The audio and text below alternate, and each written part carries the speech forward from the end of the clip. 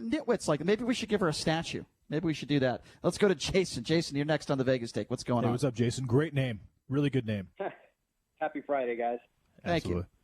I just have a quick question about the cancel everything slave related. Just wondering, like, when does it stop? How far do we go back? And that's the thing. Should we demand that the pyramids in Egypt be taken down? Because I'm pretty sure they were built by slaves. They were. And also, should we take down the Luxor for commemorating them? You know? Yeah, no, I totally agree. And also, were you asking JD or Brian? Few people know this, but the Irish, when they first came to the United States, they were indentured servants that were treated like absolute garbage. They weren't owned, they weren't property, but they were treated horribly. And in a lot of situations, the Irish were considered to be slaves as well. So slavery has been a thing since the beginning of civilization. And so if you do that, it becomes a very slippery slope once you start erasing things and erasing history and changing the names of things. That's a very good point. When does it stop, Brian? That's a very valid point. All right, so let me now respond to the caller. First of all, if we called the Luxor the David Duke Casino, I would agree with you. We should probably take that down. But I don't think anybody's going to do that anytime soon. Again, JD goes off on the erasing history, and my opinion stays the same. We have history classes. We have libraries. You're not erasing history because, if you have a building that says the David Duke governmental building. What's so funny, Stein? You're killing me over here. What's so funny? He said the David Duke Casino. Well, I'm sorry. I'm making the reference. He makes they got a great sports book. He makes these crazy comparisons. Get Compton. He does it all the time.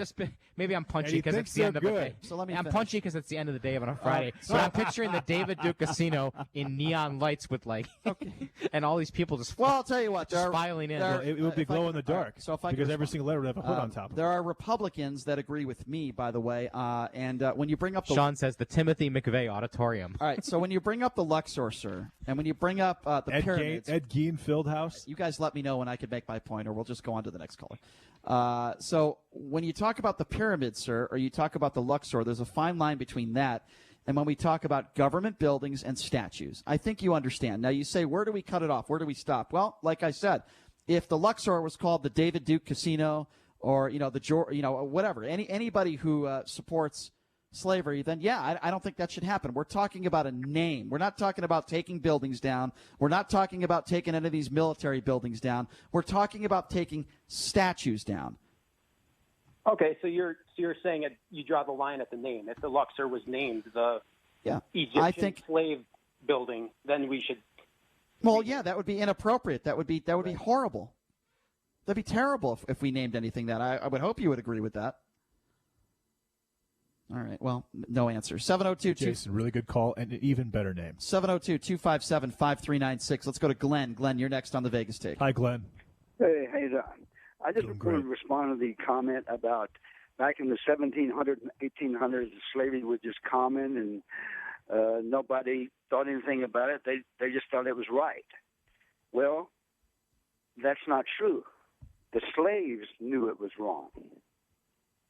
And you're so right about that. And by the way, women were being raped, okay? You're telling me that the people back then didn't know that rape was wrong? That is absurd. Just because slavery was legal back then, rape wasn't legal, kidnapping wasn't legal, but yet many of these people that we are saluting as statues and names of these buildings, it's a joke. They thought it was right because the overall perception of those who were slaves was so negative. That's why they thought it was right. Exactly. Thought it was right. A certain, you said it best. And that is no longer the case, and there is a reason for that. And I agree with it 1,000%. And let's not put those names up there on these buildings and statues and salute these people. And it's not about erasing history. I mean, imagine all the kids and the mothers that were raped during slavery. You're telling me they didn't know that was wrong? Yeah. We need to read the definition of monument, and they don't fit that criteria. Couldn't agree with you more, Glenn. Thank you so much for the phone call. 702, thank you, Glenn. 257-5396 is the number to call. Let's go to Dave. Dave, you're next on the Vegas Take. Hey, what's up, Dave? So what's the deal? There actually are people that prefer slavery that that have buildings named after them. Is that true? I mean, I've never heard of such a thing. What do you mean? There's actually buildings that are actually named after slave owners? Is that it? Well, yeah, that's a fact. Buildings, cities, capitals, states. What would be an example of one? The Calhoun Building at Clemson University, the state of Washington, Jefferson City, Missouri. I mean, that's just off the top of my head. There's many more. That's just a few. Yeah, they're all over the place. That's why many of these. There's a lot of them. That's why Mount Rushmore, the $1 bill, the $100 bill. That's why many of these statues across the country are being taken down by protesters. Yeah, I mean, I agree with that definitely. But what about the Confederate flag? Isn't that like a symbol of the South? Just like the Chicago it's a symbol of slavery. Stars on it. What do you think of that? I think it's a symbol of the South because they supported slavery for the purpose of owning a person for cheap labor, and it was definitely a capitalist thing at the time. Let's be very clear. And I agree, JD, with what you just said. But just to add to that, just to simplify it, sir, it's a symbol of racism. Can we just agree on that? I mean, I think it's just the flag of the South. That's what I mean. I look at like Leonard Skinner and bands. It's like their symbol or something. So you're telling me that so in your personal opinion, sir, you're saying the Confederate flag is not a symbol of any type of hate or racism. Is that your take? I don't think it is. I mean, I'm not part of the South, so I don't have the experience of the South, but I've always looked at it as just a symbol of South. You know, okay, but can I just be honest with you? That's like saying the symbol of Nazi Germany is not a symbol of hate towards Jews. That's what you're saying. No, I don't. I disagree with that. Well, that's what you're saying. People don't. No, I'm not. No, I'm not. I'm like. So you have no problem. So for the record, you have no problem with anybody showing their Confederate flag. You don't see anything wrong with it. Neighbors, friends, nothing wrong with it, sir.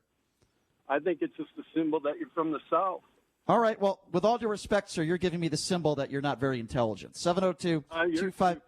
Thank you. Have a nice day. You probably have a Confederate. You probably have a Confederate flag right now. You're holding it right now. You dope.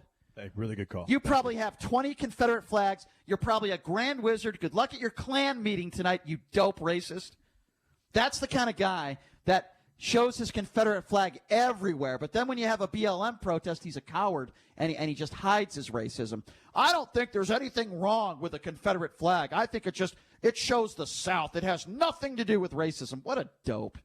God, there are idiots like that live in Las Vegas. Sir, here's what I want you to do, okay? Here's what I think you should do, since you see no problem with the Confederate flag.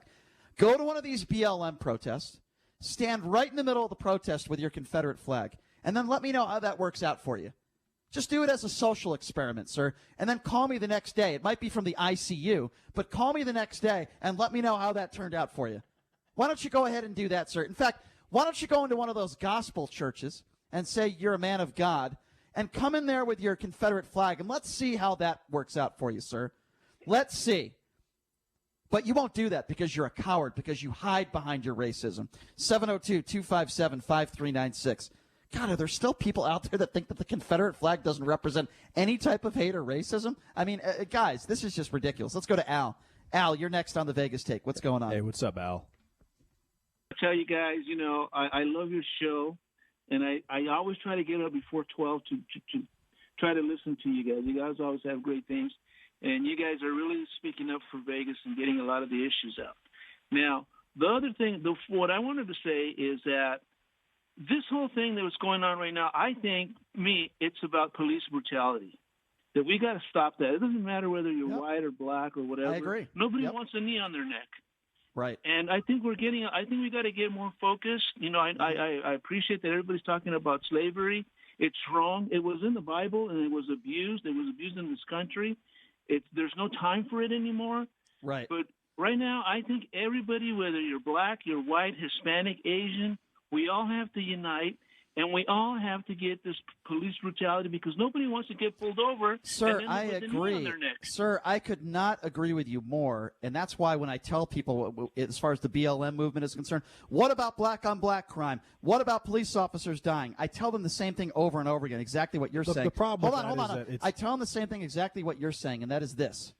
The BLM movement is about police brutality. It doesn't mean they don't care about black-on-black crime. It's not, Brian. There's more to it. Okay, so you speak for BLM now. Okay, go ahead, JD. No, but the website literally, it was started by 3 women, all of which were LGBTQT.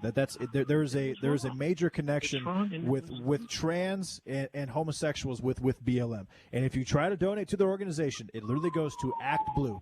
Act Blue is a democratic donation service that donates to political candidates on the Democratic side of things, Brian. It's not all about police brutality. There's a lot more to it than that. That's why you can't have it be all about more than just police brutality and then not mention the black-on-black crime in Chicago and the deaths of people like David Dorn and David Patrick Under, which would have not occurred if not for these protests. And then I don't like the fact that Chauvin, he's been charged with second-degree murder. He's obviously a complete scumbag. His life is over. But now it's a national indictment on police officers as bad people with things like canceling cops, canceling Live PD, and now Paw Patrol is probably going to be canceled. That's my issue with what's going on because of the way that George Floyd, who was by all accounts a horrendous human being, a hardened criminal, a career criminal. Which has nothing to do with what took place that day. I'm not saying it does, but the way that he is being portrayed, right now? the way that he is being portrayed is being used as a thought process that this could happen to anybody, and that is just very far from the truth. That has nothing especially to do if you're with of color. Okay, that's fine, but that has nothing to do with what the caller was talking about, and I agree with the caller. 702-257-5396.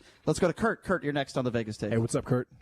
Hey, what's going on? You mentioned Alex Jones. I just want to say I marched with him, and he was very professional. He said, let's be peaceful. Let's not damage any property. Let's be very respectful. So sure, I wanted to clear his name a little bit because he was. Wait, hold on a second.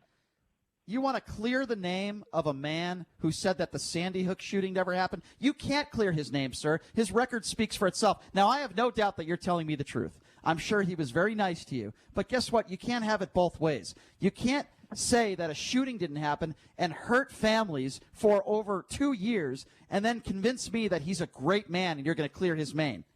You can't do that, sir. You can't have it both ways.